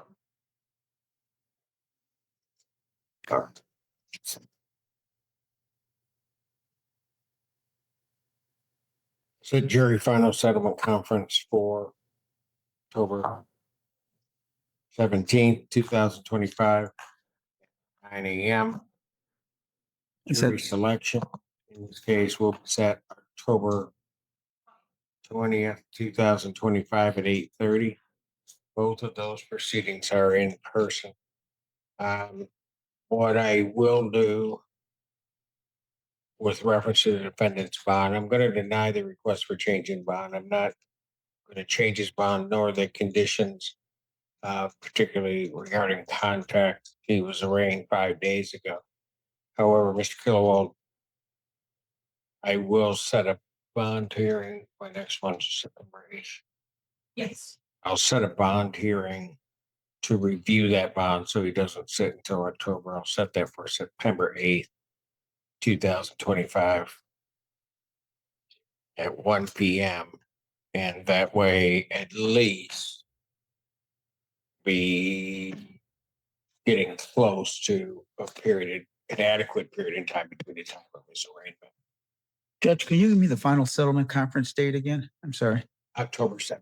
Final settlement conference, October 17th. You understand that? Yes. Okay, thanks, Judge. We appreciate your consideration. But it's my understanding, I know you don't have any authority over the victim, but if she's trying to contact him or visit him at the jail, he just needs to refuse those contacts for now. Yes, you're going to be the one. So that you understand entirely, part of my rationale also is I'm a little bit worried based upon what's being said that if you were out, something's going to occur. I'm not going to attribute who it's going to be. Right. But I don't have jurisdiction over it. Right. If there were contact, even if you were trying to get away from it and you're there, you're the one that's going to be taken in. Oh. And I think what Mr. Killowald was indicating, where he said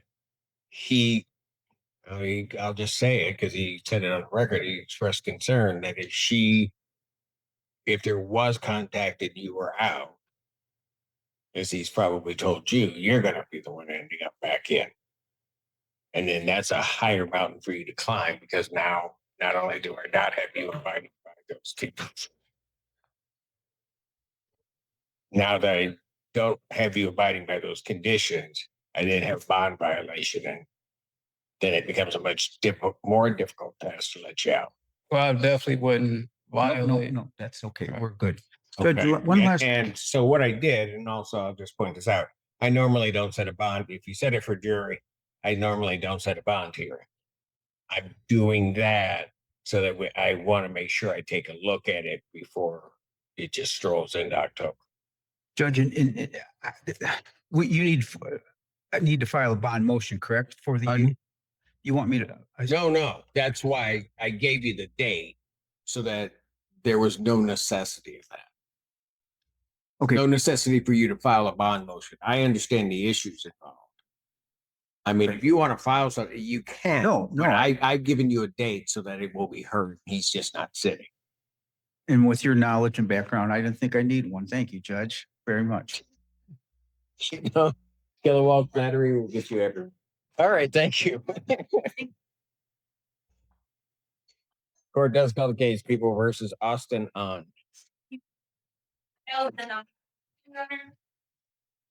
Assistant Public Defender Natalie Pate with and on behalf of Mr. An, who is present via Zoom. Sir, can you please unmute and state your name for the court? Austin on. Thank you. All right. Thank you, Your Honor. I have discussed this case with my client, and at this time, we're respectfully requesting to set it for a final settlement conference. And then I do have a very brief bond request when appropriate.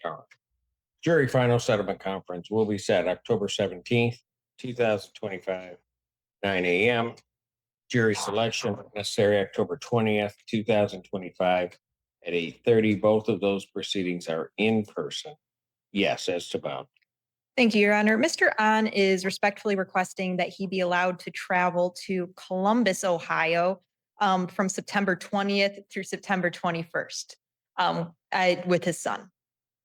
And I do understand why the court may have hesitations. What? And I do understand why the court would have hesitations as far as the location. No, it's not hesitation. I just don't know why anybody would want to go there. It is my understanding that his adult son resides there. And so he is hopeful to go Is he a visit. Buckeye? I don't know either way for You a fact. didn't ask? I did not ask that. You knew I would ask you, Ms. Pate, and you chose not to find out. I wouldn't want to have to give you bad information about my client, if it was even true. I do not know if Mr. An's son is a Buckeye or not, but I do know he would like to go to Columbus, Ohio, those 2 dates. See him. Any response from the You people? would have no objection. Columbus is a great place. Oh, that's right, because you're in Ohio. Yeah, there's something about her. I didn't like. Yeah, but you're on the other side. You're toward Cleveland. We don't have a college team for football You there. guys don't have a college. There's a reason. So hold it. Are you a Buckeye fan? All this time, you have been sitting in my courtroom, and it's Really pains Katie too. She can't get the cuffs out. We'll just lock her up with the next case. I'm devastated. My whole brain, my head just exploded because I liked Allie. I did. What were the dates? September 20th through the 21st, Your Honor. And that would include your travel days, sir? Yes, sir. Okay. So I'll indicate that the defendant may travel to Columbus, Ohio, September 20th through 21st. All right. Thank you, Your Honor. Thank you, Mr. An. Thank you, Mr. An. You're all Thank you. set for today. The judge said you could travel those days. Okay. Thank you. Thank you, sir. You're all set. Court does call the case. People versus Anatoly Zubrasic. Allie said on behalf of the people, Your Honor. Assistant Public Defender Natalie Pate with Mr. Zubritsky, who stands to my right. Please state your name for the record, sir. Anatoly Zubritsky. Your Honor, Mr. Zubritsky before the court for a violation of probation hearing. Your Honor, Mr. failed to appear for this court for a hearing on July 14th. And the court issued a bench warrant at that time. Mr. Zubritsky turned himself in on the warrant to the Washington County Jail on August 5th. Once he got in custody, his GPS tether was removed due to his incarceration. I did go down and speak with Mr. Zubritsky in addition to his violations that were before this court when he was up for the review hearing. Those consisted of behind it his payments. He has an arrearage of $150 with his payments. He failed to report information as directed. He did come in and speak with me one time in person on July 10th. At that time, probation gave him a referral to the domestic violence program because since he was sentenced back in May, he has failed to begin that programming. Probation still has no proof of his intake or attendance in that class. He was also given a drug test referral and was advised to go over to community corrections right then and there to submit to a drug screen and be put on random drug testing. he failed to go and submit for a drug screen. When I went down to meet with him at the jail this past week, since he turned himself in, I did speak with Mr. Mr. Zubricki about his failure to follow through with what we discussed when he met with me. He indicated that he had been using cocaine. So there is that component in addition to the domestic violence programming that probation is going to be asking if the court put into place. At this time, Your Honor, probation's asking that the court sentence Mr. Zubricki to 13 days in jail with credit for the 13 days that he has served to date for his violations. That he be placed back on a GPS tether prior to his release with the same parameters that was in place before. He reported probation on August 20th at 10 a.m. in person. That is directed that he complete a substance abuse assessment and follow all treatment recommendations to probation, and that he be compliant with all other conditions that this court ordered within 30 days, with a review hearing being set on October 6, 2025 at 1 p.m. Thank you, Your Honor. I did have the opportunity and, of course, did meet with Mr. Zubritsky and discuss the allegations of the violations of probation as well as the recommendation with him. Mr. Zubritsky was very honest with me. He does admit to these alleged violations of probation, and we are ultimately asking that the court adopt probation's recommendation. He does understand the importance once he is released either today or tomorrow on that GPS tether that he then report in person on Wednesday to probation at 10 a.m. as directed and get the information he needs to schedule that alcohol or substance abuse assessment, and that he does need to get himself enrolled in that DB class and then provide proof of that to probation and continue reporting to them and be compliant. He was real honest with me when I went down to the jail to see him. He immediately, waved. I obviously haven't seen him in a couple months or so. Told me he had messed up. And I said, well, at least you did something right by turning yourself in, and you're going to get back on track. And so I believe he will do so. And so we are asking the court to adopt probation's recommendation. Anything you want to say? Anxiety, Your Honor. So anxiety over all of these fees and costs is probably what got me to where I am. So finding a job is of most importance to me. So I'm not so anxious of having to pay all these fees. So that's probably what got me into this little pickle of mine, is anxiety of all these court costs and fines and fees and classes. And so I apologize. So it wasn't the cocaine? It was. I'm saying that's why the anxiety got me to do that. So I apologize. What made you turn yourself in though? Knowing that, I have to be the better person in this phase and not run from, the problems that have occurred. So what took you so long to turn yourself in? I think the anxiety of knowing of what jail life's like. It sucks. And I'd rather serve less time than more time. And if I'm on the run longer, you'd probably sentence me to the full 365. Certainly get to that point, or and if I fail again, you'll probably sentence me to the full year. Sure, if Miss Pates they were advocating, it'd probably be less. I surely would be, Your Honor. But I hope if it came to that, but I'm very hopeful and optimistic that Mr. Zubritsky will get back on track with his probation. He'll get it done. He'll continue reporting.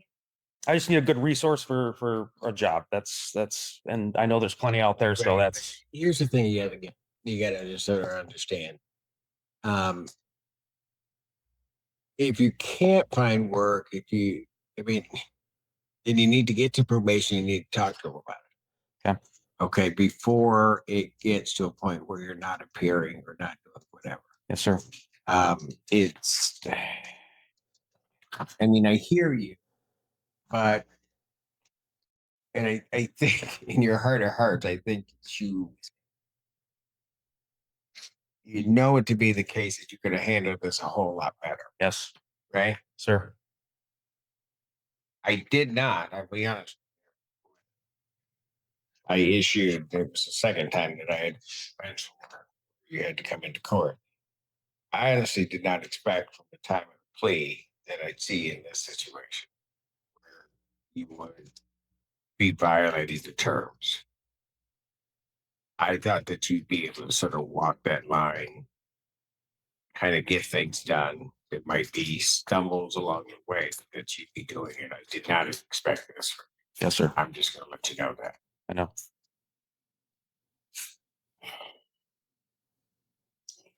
Sent to the court 13 days in jail, credit 13 served for the violations to date.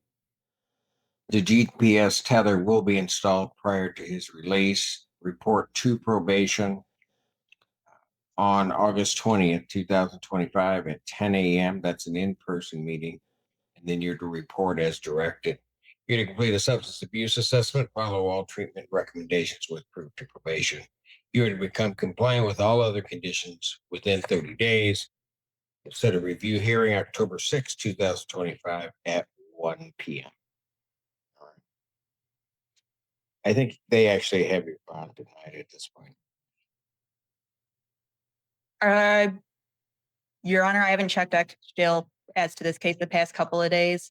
My memory was, so let me be very clear. It's actually 25. That's what I was going to say. I thought it was $25,000 cash surety when issued the bench warrant. His bond is reinstated at, I'll actually just make his bond $25,000 personal recognizance. Thank you, Your Honor. Those conditions.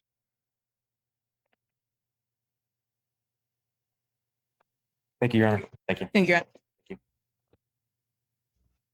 Court does call the case. People versus Samira Cora.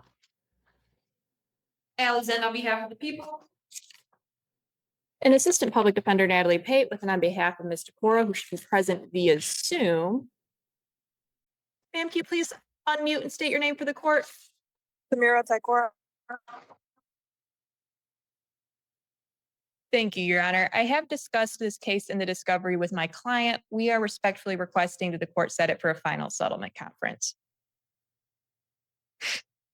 Jury final settlement conference will be set October 17th, 2025. 9 a.m. Jury selection, October 20th, 2025 at 8:30. Both of those proceedings are in person. All right. Thank you, Your Honor. Thank you. You're all set for today.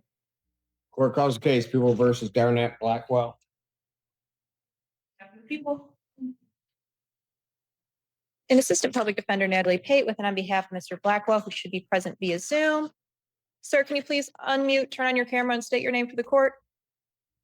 Yes, I'm here. 1 second. Let me pull over. Yes. Mr. Blackwell, can you please state your name for the court? Yes, my name is Darnett Blackwell. Please clarify on behalf of probation. Mr. Blackwell before the court for review hearing. Mr. Blackwell is compliant, accepting his payment plan. He has an arrearage of $122. Mr. Blackwell did have some issues with employment, given that probation is asking that he was left on to arrearage on or August 29th, then remain compliant with his payment plan. That they continue all other terms as previously ordered, with the next review hearing being set November 10th, 2025 at 1 p.m. Thank you, Your Honor. I was able to discuss this recommendation with Mr. Blackwell. He says he can make that payment by the 29th. So ultimately, we are asking the court to adopt probation's recommendation. And he did also state to me that he did recently get his CDL and he does have some employment. That's my understanding. He'll be starting soon. So that is going well for him. And so I would ask the court adopt probation's recommendation. Order if the defendant is to pay the $122 arrearage, you're to pay that on or before August 29, 2025. Then you're to remain compliant with your payment plan. I'll continue all terms as previously ordered. I'll set the next review hearing November 10th, 2025 at 1 p.m. Thank you. Thank you, Your Honor. sir. Blackwell. All Court right. does call the case. Court does call the case. People versus Zachary Burlap. Alexander on behalf of the people.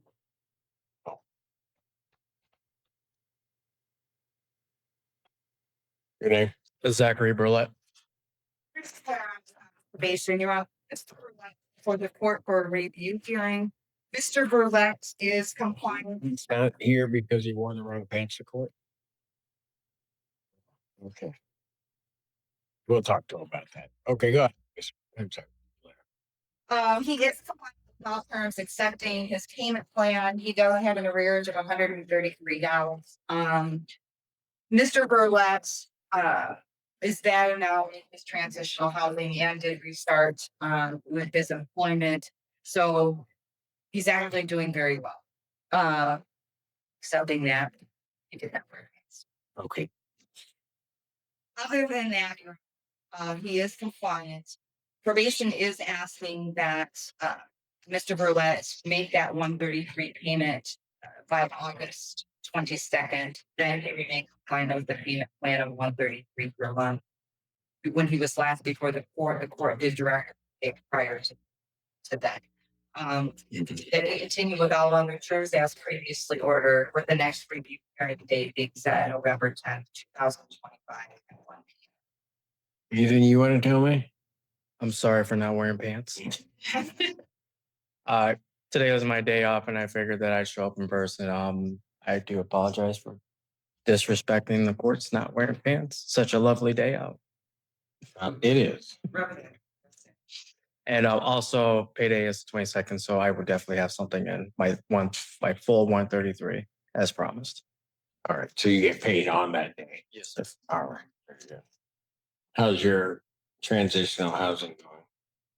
Great roommates. Everyone's got over a year sobriety plus more. So a lot of help that I get, the people in the community are very, very helpful. And not to boost my ego, but I was able to purchase a vehicle. And even though I'm not allowed to do ride outs yet for Don Farms just yet, because I have 6 months of sobriety, I am working on probably this following week when I have a little couple dollars in my pocket for gas because premium is very expensive. I did not know the vehicle took premium. Trying to work out, some rides out this week, give back. What kind of vehicle did you get? A 2001 Acura. What'd you say, parenting? Should have bought American. I didn't hear. What'd you say? Okay, all right. I didn't hear what you said. All right. Other than that, I have really nothing to complain about. I mean, you go through the motions, you fumble sometimes, but I have to do what I have to do is when I feel like that I'm fumbling is make that phone call or just reach out to somebody. My work environment's very healthy, nobody uses. So it's a good note on that. Miss Blair has been very, very supportive of my recovery as well. And so yeah, there's nothing to complain about at this moment. If there is, I call my sponsor and he says, stop kicking yourself in the butt and do what you got to do. Make a call, do service work, go to Sparrow, do something. Got it. You'll have something to complain about when all of a sudden you get to that pump and you're looking, you look at that premium price and you say, you'll think in your head initially as you're driving up, it's not so bad, whatever, everybody's got to pay it. You see that premium price, then you look at regular and you'll have something to complain about. Sometimes I got to put my hand on it now. Yeah, there you can't look at it, can't do it. Or not push that button that says 80 something. All right. The court will order that you pay the $133. You do that by August 22nd, 2025, then remain compliant with the payment plan of $133 per month. Continue all of the terms as previously ordered. I'll set a next review hearing for November 10th, 2025 at 1 p.m. 1 p.m. November 10th. Thank you, Your Honor. All right. Thank you, sir. Good luck to you. Court does call the case of the people versus Zachary Harrington. And then on behalf of people. And Assistant Public Defender Natalie Pate with and on behalf of Mr. Harrington, present via Zoom. Sir, can you please state your name for the court? Zachary Harrington.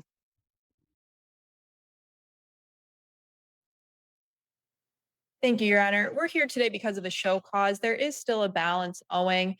I have not been able to have a phone conversation with Mr. Harrington. The phone number I have for him has since been disconnected.